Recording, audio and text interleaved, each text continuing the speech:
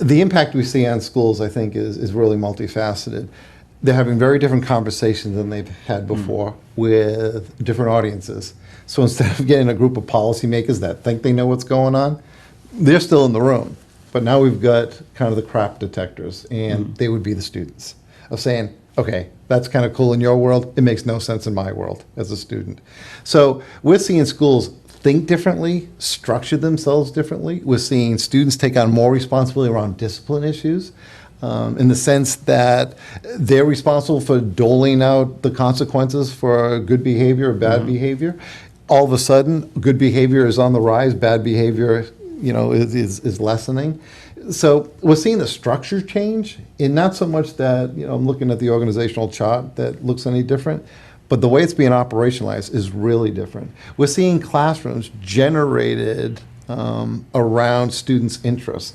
We're seeing lesson plans being developed around kids' hopes and dreams. They're still doing the tech stuff that they need to do to pass somebody's test that they have to pass, but they're doing it with a different kind of ilk, in the sense of, we're going to learn this, but we're going to learn it with a twist that makes sense to you, that has got some meaning and purpose for you. Those are the changes that we're seeing. And when those things happen, we have more engaged students. And again, it doesn't take a rocket scientist to figure if you have more engaged students, they're going to be learning more. Yeah. And for those policymakers, then their tests will go up, and then that world will be happy as well. Students on interview committees, helping Right. to hire new teachers, new administrators. Critical. One of my favorite stories is a school that got into student voice work, and the students now open the school year. It's a student that gets up and welcomes the freshman class, that introduces the new teachers. It's a student that goes over the discipline policy with the kids and what the consequences of that policy are. It sends a real message that we are, use that term again, partners. We are owners of this school. We are responsible for the way we behave in school and in our classes. And that's some of the differences we see in schools. And that benefits the kids in obvious ways, but it also benefits the adults, the teachers, everybody. I think one of the things that we've seen that's really made a difference in schools is the hiring process. I think one of the best ways to change the culture of the school is the people that you're bringing in. We have students sitting on those interviews now. The interviews look very different. Before the students were at these interviews, being a former principal myself, I remember these interviews too well, the conversation was all about what are you teaching and so on. When there is a student on the interview process, it's not about what you're teaching, it's how you're teaching. The students will ask straight up, how do you relate to students? How do you connect with the students that are tough to connect with? Those are not typical questions in the grand scheme of interview world. Putting students on the interview committee, putting them on a school board with some real voice, it'll change the complexion of the discussion that's happening. It'll be richer, it'll be deeper, and it'll be more meaningful, not just for the students, but for the entire educational community.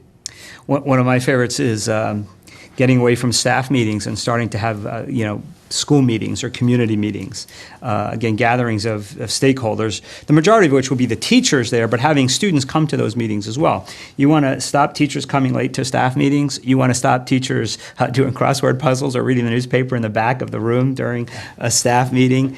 Put students at those meetings and have meaningful conversations about the school and what's going on, and all the stuff that comes up in staff meetings, behavior issues, curriculum. Kids are willing to participate in those conversations.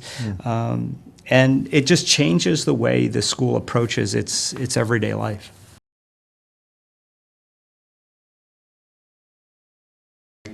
I think, and maybe because this is fresh for me, because a couple weeks ago in the school, that's almost the quickest thing to change when schools go after that with student voice, because the fact of the matter is that is not a problem, at least I believe, adults can solve for the kids.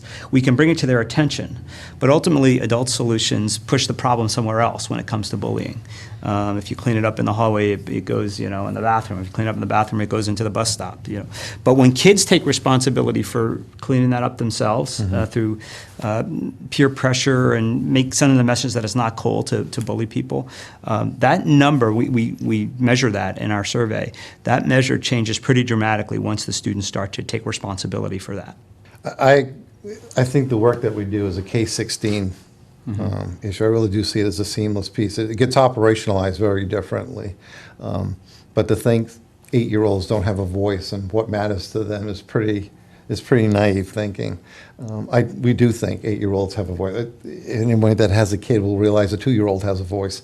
What we're trying to do is take that voice to another level. So what we do at the elementary schools is different than what we're doing at the middle schools or the high schools. Same principles around self-worth, engagement, and purpose, but it looks differently.